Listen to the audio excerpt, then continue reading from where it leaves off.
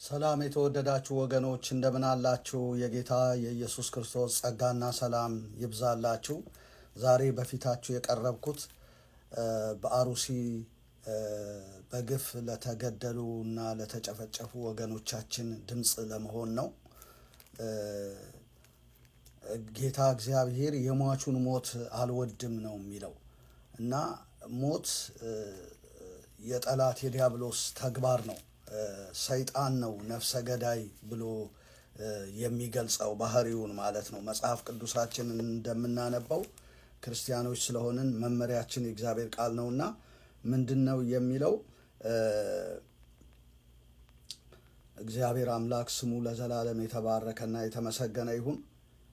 ቃሌን ልትሰሙ ስለማትችሉ ነው። እናንተ ከአባታችሁ ከዲያብሎስ ናችሁ፣ የአባታችሁንም ምኞት ልታደርጉ ትወዳላችሁ። እርሱ ከመጀመሪያ ነፍሰ ገዳይ ነበረ፣ እውነትም በእርሱ ስለሌለ በእውነት አልቆመም እያለ ይናገራል። እና ነፍሰ ገዳይ ሰው ሳይሆን ሰይጣን ነው። እና ይሄ የነፍስ መግደል ተግባር የሰይጣን ተግባር ነው ወዳጆቼ፣ እንጂ በአርአያ እግዚአብሔር የተፈጠሩ ሰዎች ተግባርም ሆነ ባህሪ አይደለም። መጽሐፍ ቅዱስ በሌላ ቦታ ላይ ሄዳችሁ ብታዩ በዘጸአት 20 ላይ ኢትቅትል ይላል፣ አትግደል፣ በሐሰት አትመስክር እያለ 10ቱን ትእዛዛት ዘርዝሮ ያስቀምጣል። እና ከ10ቱ ትእዛዛት አንዱ አትግደል ነው፣ ኢትቅትል የሚል ነው። ስለዚህ ነፍስ መግደል የሰይጣን ስራ እንጂ የሰዎች ተግባር ሊሆን አይገባም። በአርአያ እግዚአብሔር የተፈጠረውን ሰው ብንገድል በእግዚአብሔር ዘንድ ተጠያቂ ነው የምንሆነው። እንደገናም ደግሞ ነፍሰ ገዳይ የእግዚአብሔርን መንግስት አይወርስም ብሎ ነው የሚናገረው። እና ግጭቶች በብሔር ብሔረሰቦች መካከል ሊኖር ይችላል።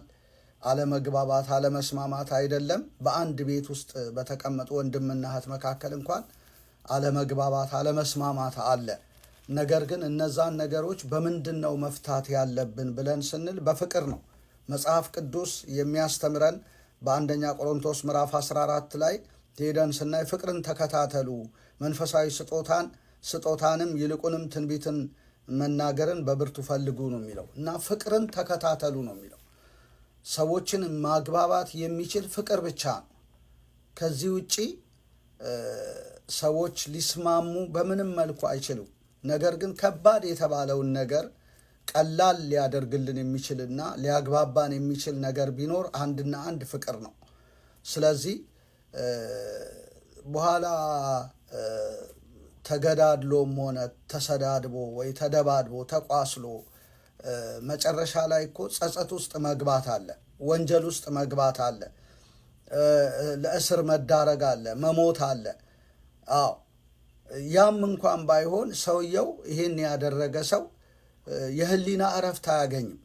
ውሎ አድሮ ይጸጸታል። ምን ነገር ውስጥ ገባው ይላል። ልክ ቃኤል አቤልን ከገደለ በኋላ ኃጢአቴን ልሸከማት አልችልም እንዳለ እንዲህ አይነት ነገር ውስጥ መግባት ስላለ በወንድማማች መካከል ይሄ ሊሆን አይገባም።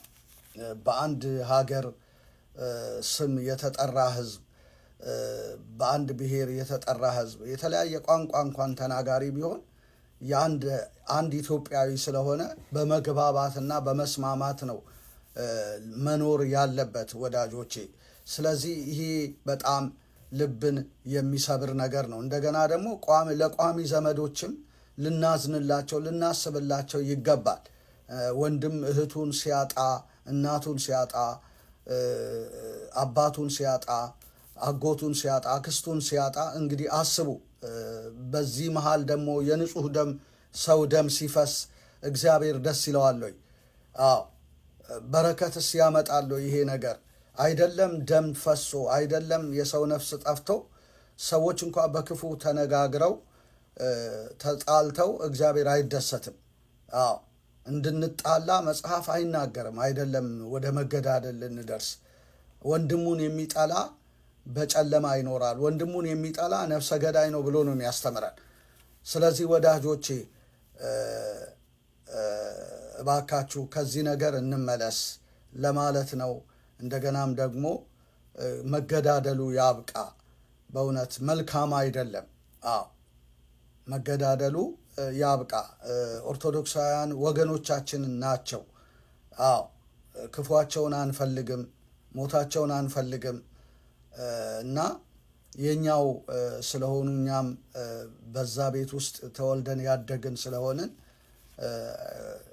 ቤተክርስቲያን ሲቃጠል፣ ህዝብ ሲጠፋ ሲሞት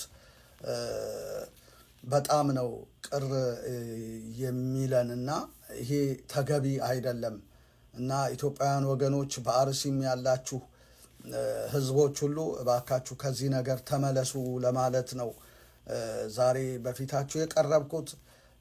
እንግዲህ መቼም በመንፈሳዊ አባትነት እና በወንድምነት እንደምትሰሙኝ በጣም አምናለሁ። የተጣላችሁ ታረቁ፣ ፍቅርን ተከታተሉ። ቀላሉ ነገር ወደ ብስጭትና እልክ ውስጥ ከቶ ትንሹ ነገር ነው ዛሬ እስከ መገዳደል ደረጃ የሚያደርሰውና ያ ለማንም አይጠቅምም።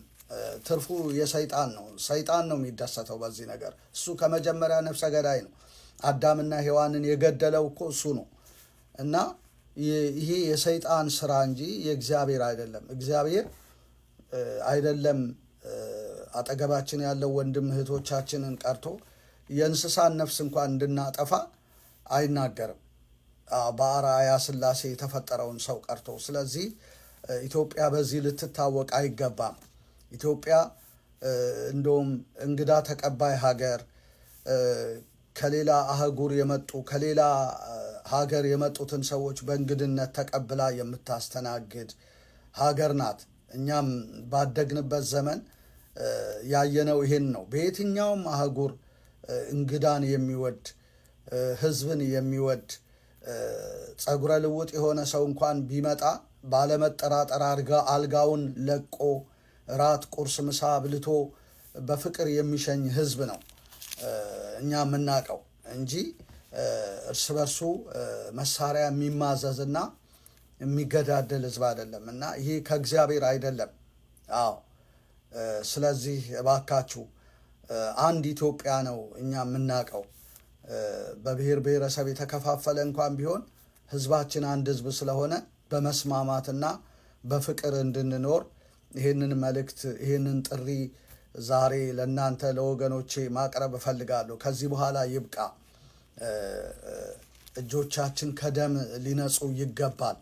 አዎ ጸሎታችንም ደግሞ አይመለስም። እጆቻችን በደም የተነከሩ ከሆኑ እግዚአብሔር የልመናችንን ድምፅ አይሰማም።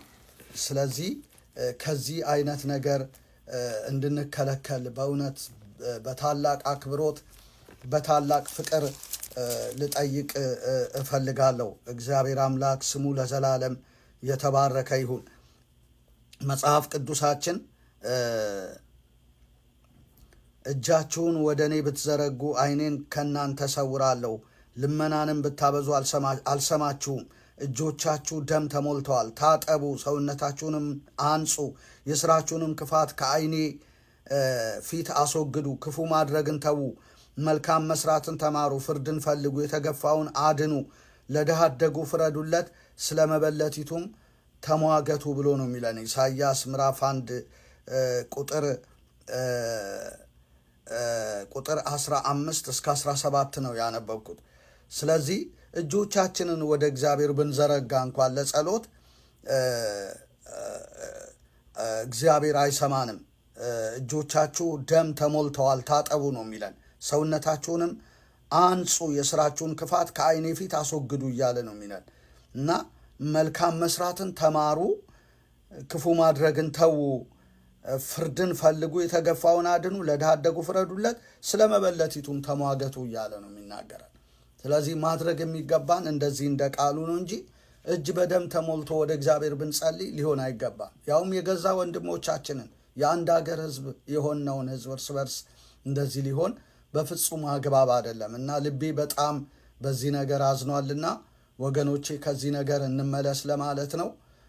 እግዚአብሔር አምላክ የእርቅና የሰላም አምላክ ስለሆነ ህዝባችንን በሰላም በፍቅር በእርቅ እንደገና ያስተሳስር ያጣምር ብዬ ጸልያለሁ። እንደገናም ደግሞ በጸሎትም አስባለሁ። ተባረኩ። መልእክቴን ስለሰማችሁ ሼር